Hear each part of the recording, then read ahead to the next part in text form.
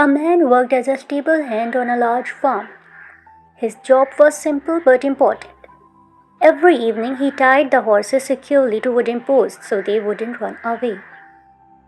One evening, after tying almost all the horses, he realized there was one rope missing. Worried, he went to the owner and said, "Sir, I'm one rope short. All the horses are tied, but one remains. What should I do?" The owner thought for a moment and replied calmly, "Place that horse with the others. Take the rope and only pretend to tie it around his neck, just as if you had tied it to the post."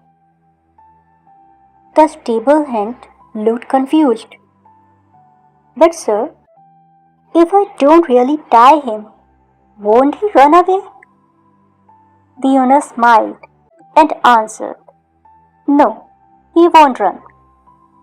Though doubtful, the man followed the instruction.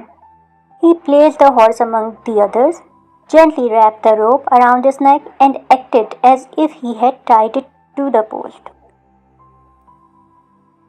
Morning came. The owner then said, "Go and untie the horses. Take them out to graze." The stable hand went and untied all the horses. The moment they were free, they ran away quickly towards the fields. But one horse did not move. Surprised, the man returned to the owner and said, "Sir, all the horses ran away, except one. That horse is still standing there." The owner replied softly, "Go back and untie his rope." The man went back and said, "But sir, there is no rope tied to him."